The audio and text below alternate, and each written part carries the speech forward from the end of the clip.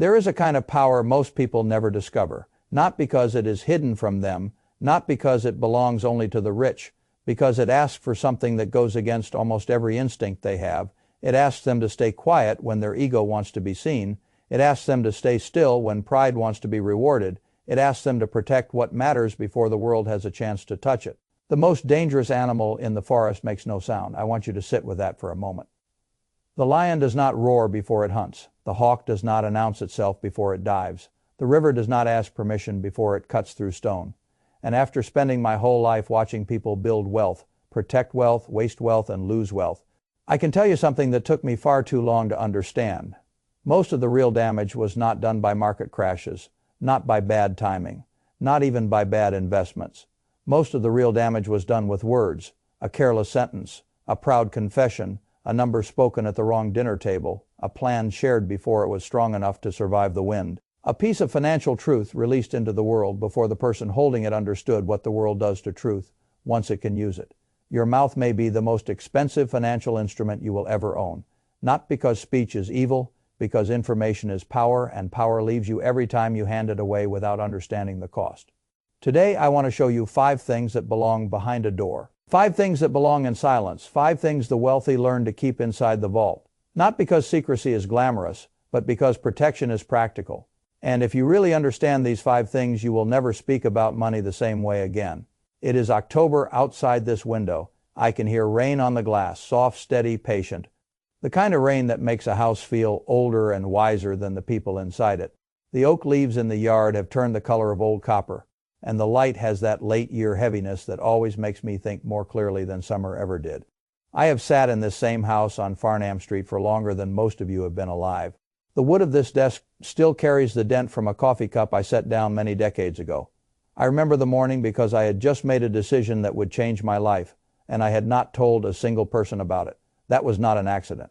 My father taught me something when I was a boy, and I did not understand it then, though I have spent the rest of my life watching it prove itself over and over again. I was 11 years old. We were sitting on the back porch in the summer heat. I had just told the neighbor boy about my plan to expand a paper route. I was proud of myself. I wanted someone to know that I was smart.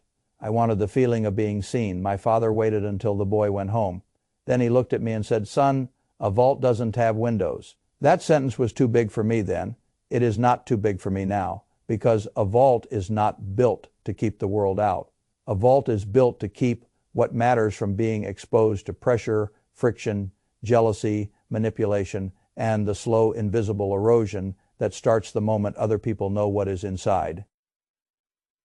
In finance, there is a clean phrase for this: information leakage. People hear that phrase and imagine conference rooms, hedge funds, and private negotiations. But that is not where most information leakage destroys ordinary wealth. It destroys ordinary wealth at dinner tables, in text messages, in just between U.S. conversations, in proud moments, in emotional moments, in family gatherings, in the small weak second where you let the world touch something you should have protected. That is how most people lose control. Not all at once, quietly. One open door at a time. So let us begin with the first lock. The first one starts with a number, just a number. That is all it takes. One number can reorganize your relationships more completely than an argument ever could. I once read about researchers following hundreds of lottery winners over a period of years. What they found was not what the public assumes. The people who suffered the most were not necessarily the people who spent the most wildly. They were the people who let the number escape, the people who told, the people who announced it, the people who let one fact become public and watched it stop being information and turn into gravity, because once people know the number, they do not look at you the same way again. They do not always become cruel. That would be too easy to understand. Usually they become something more complicated, they become expectant, they become interpretive, they become quietly entitled. The cousin who has not called in 12 years suddenly remembers your birthday. The old friend with a small business idea suddenly thinks of you as a potential partner. The neighbor who always thought you were lucky now finds proof. The family member who once accepted your boundaries now hears every no as a moral judgment. And none of them need to be villains for the damage to begin. That is the part most people miss. They think the danger begins with bad people. The danger begins with normal human instinct. Human beings are wired to react when they believe resources are unevenly distributed around them. We tell ourselves stories about fairness, about luck, about what somebody owes, about what they can easily afford. And once the number is public, those stories begin writing themselves inside other people, as heads whether they mean them to or not. That is why I think of the first lock as the number lock. Never reveal the precise state of your finances to anyone outside the tiny handful of professionals who legally need to know. Not the number, not the range, not even the direction. Do not tell people how much you made. Do not tell them how much your house is worth. Do not tell them what the portfolio is now. Do not tell them what the business sold for. Do not tell them how much you inherited. Do not tell them how much is sitting in cash. Do not tell them what your dividend income is. Do not tell them how much you cleared on the deal. Keep the number sealed. Because the moment the number leaves you, the relationship changes. And once it changes, it rarely changes back. Now let me go one level deeper, because this is not only a relationship issue, it is also a pricing issue. Markets charge what they think you can bear. That is true in ways most people do not notice until they are already paying for them. The contractor who thinks you just sold your business for millions will not look at your roof the same way he looks at your neighbor. Roof, the consultant who knows what your portfolio looks like will not frame the project the same way. The seller who thinks you can easily afford it will not anchor the same way. People price information, they always have, and if you reveal your financial position, then every transaction after that begins carrying a different invisible tax.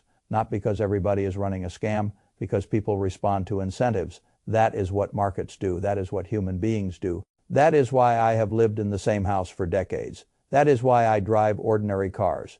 That is why I have always respected the power of appearing simpler, smaller, and less financially loud than I could have been. The power of being underestimated will never fully appear on a balance sheet, but it may save you more money, more freedom, and more psychological peace than any flashy investment you ever make. A great many fortunes do not die in market crashes. They bleed out one overpriced invoice at a time, one guilt-driven check at a time, one conversation that should never have happened at a time, one number that never should have escaped at all. That is the first lock.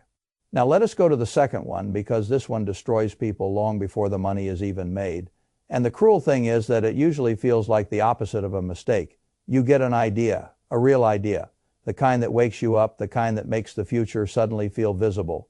A new business, a new investment plan, a move you know you need to make, a promotion you are pursuing, a market niche.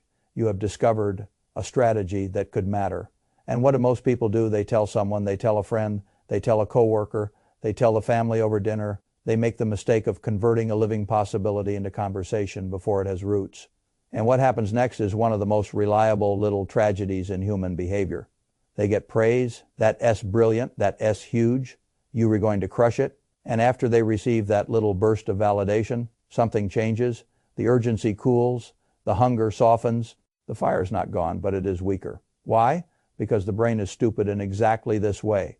It will often reward the announcement as if it were progress. You get the social dopamine before you do the actual work. You get the emotional reward before you earn the result. And once you have already tasted a little of the emotional payoff, the hard months ahead become heavier. That is why I call the second lock the silent move. Do not tell people what you are going to do. Show them what you have done. A seedling does not survive by being planted in open wind. A new strategy does not survive by being overexposed before it is strong enough. A new move needs darkness. It needs time. It needs quiet. It needs the chance to become real before the world gets a vote. And beyond psychology, there is another danger. The moment you announce a strategy, you surrender advantage. The coworker you told about the promotion now knows you are coming. The partner you told about the acquisition idea now has time to think through whether he wants to compete. The acquaintance you told about the neighborhood you are buying in now has a chance to move first. The moment your move becomes public before it is finished, it becomes easier to block, copy, discourage, delay, or steal. That is not paranoia. That is simply how competition works. People do not need to hate you to interfere with you. They only need to occupy the same field. And the more valuable the field, the more expensive loose speech becomes. I have watched people ruin brilliant plans by talking too early. Not because the plan was bad, because they surrendered the temperature needed to execute it. There is something deeply adult about silence before completion. It looks boring from the outside. It is not. It is discipline. It is the refusal to convert your future into social theater. And in my experience, that refusal alone already separates the people who merely dream from the people who actually build. The third lock is even more expensive because it deals with the thing that makes all the money in the first place.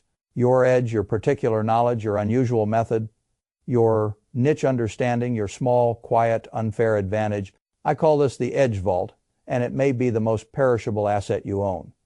Cash can survive a lot. Real estate can survive a lot. A stock portfolio can survive drawdowns.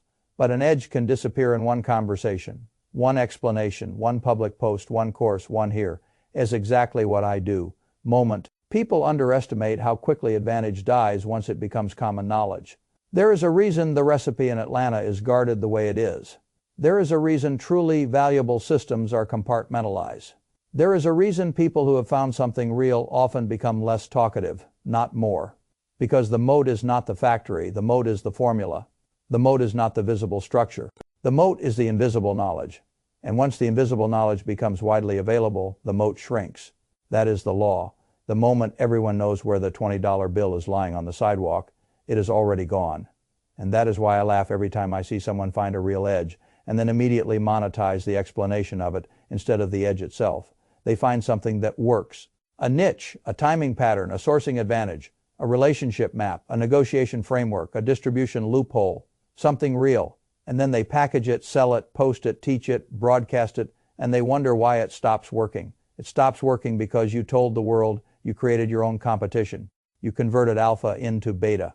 You turned the unfair part into public knowledge, and then you look surprised when the returns normalized. I have seen this happen in investing, in business, in arbitrage, in sales, in media, in real estate, in every field where information asymmetry matters. The crowd is not evil. It is simply numerous.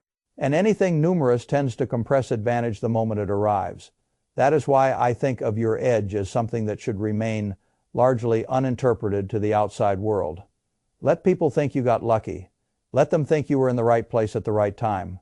Let them think you guessed. Well, while they are debating luck, you are compounding method. That is the correct relationship between you and your edge. Protection. First explanation last. Now let us go to the fourth lock, because this one is the most painful. It involves the people you love. It involves your children. It involves your heirs. And because it feels loving, people violate this lock all the time without realizing what they are taking away. I once knew a man who built a remarkable life from almost nothing. He built a company, a house, a base of financial security that his own parents could never have imagined. And when his children were older, he sat them down and told them everything. The properties, the accounts, the values, the inheritance structure, who gets what. When he thought he was giving them security, he thought he was removing uncertainty. He thought he was being generous by making the future visible. What he really did was take something from them they never got back. He took their hunger. That is why I call the fourth lock the inheritance wall. There is a sentence I have repeated for years because it contains more truth than most families want to admit. Leave your children enough that they feel they can do anything, but not so much that they feel they need do nothing. Most people repeat that sentence as a slogan. I mean it as a warning. The engine of human effort is uncertainty. The belief that your outcome depends on your actions. The belief that your choices still matter. The belief that your life is not already financially solved by a number you never earned. The moment that uncertainty disappears too early, the engine weakens, not always instantly. Sometimes slowly, quietly. The oldest child leaves the difficult job. The younger one stops finishing hard things. One begins designing a life around eventual money rather than earned money. The family starts orbiting the known inheritance before the person who built it is even gone. That is the poison, not the money itself, the early knowledge of it. And there is another reason the inheritance wall matters.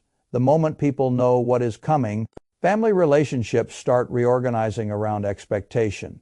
Every act of care becomes slightly suspect. Every holiday carries invisible calculations. Every relationship with the parent begins picking up shadows of future money. You may never hear the calculation spoken. That does not mean it is not there. I have seen siblings begin competing long before probate because they already knew the shape of the prize. I have seen families divided before death, not after it, because someone was foolish enough to make the internal map public too soon. Do not let them count the money while you are still breathing. Let them build themselves in uncertainty. Let them become adults before they become heirs.